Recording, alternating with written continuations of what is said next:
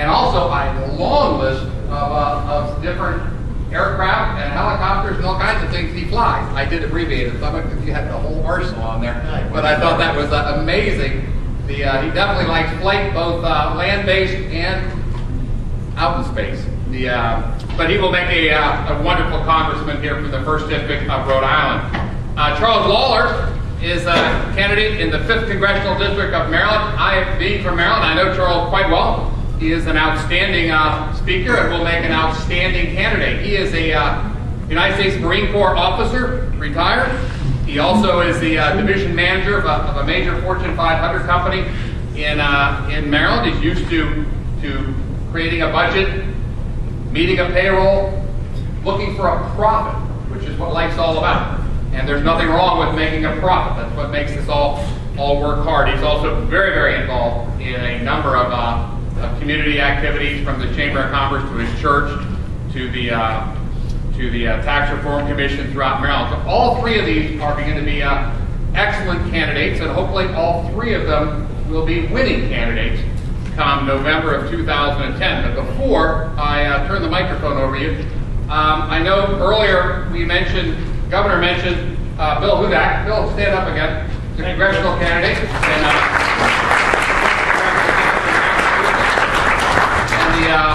And are there any other congressional candidates? Mark Zakari, the 2nd Congressional District of Rhode Island.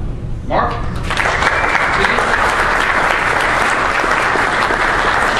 Any other congressional or senatorial candidates at the federal level that we haven't mentioned?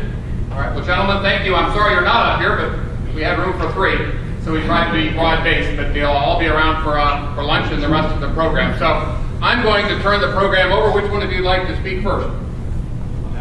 You want to go first? Okay. I'm going to turn it over to Justin, and they're going to follow through in order, and then I'll run around and answer questions from the audience. Thank you, Lewis, and I want to thank the governor for having us to the beautiful state of Rhode Island.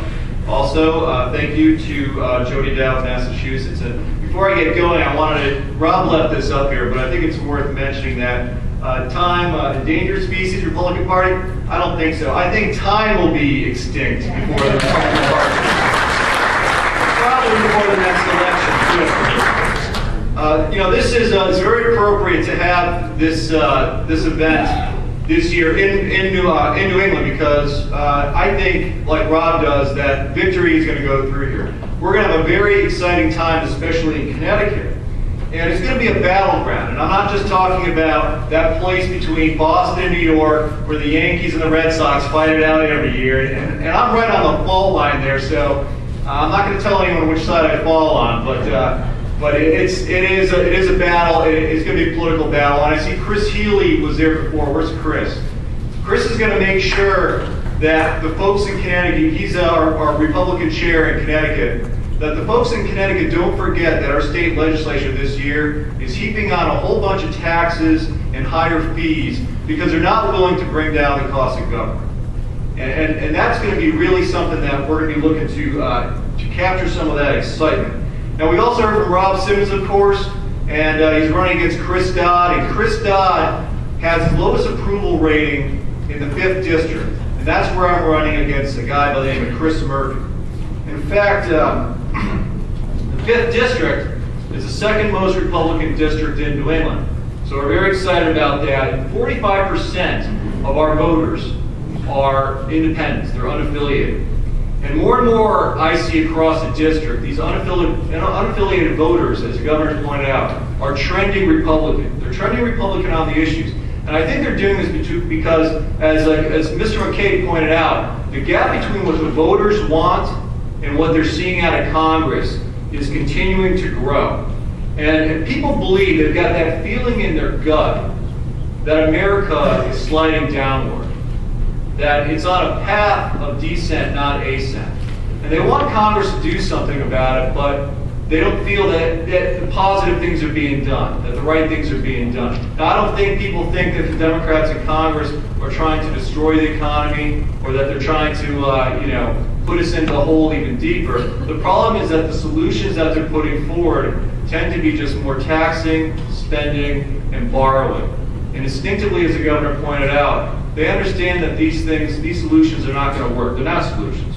And we hear this everywhere. We hear this at stores, you hear it in the church parking lot, you hear from folks that you see on the street, and they're really talking in these kind of terms. In fact, I know a 91-year-old woman who is going back to community college. She's taking continuing education classes for the first time in her life. And she's taking that in American government.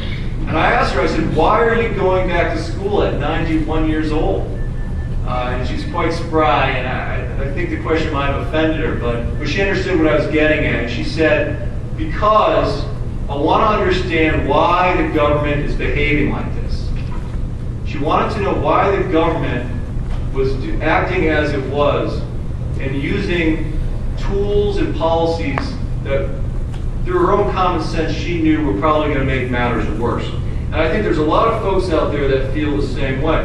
And these voters, what they see out of Congress right now, it isn't real solutions that are going to fix this problem of joblessness that we have and growing debt. What they see is pay raises for staff and for Congress.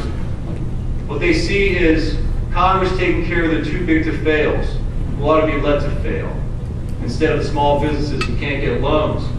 And they see a health care bill being forced down their throat. And usually I bring the health care bill, H.R. 3200, about yay big, and I bring it for effect to show folks, but I didn't bring it this time. There wasn't room in the car. We're on the road, and but it's really something to look at. And people understand that it's being forced down their throats. And they also see a Congress that's just going along with the Nancy Pelosi agenda.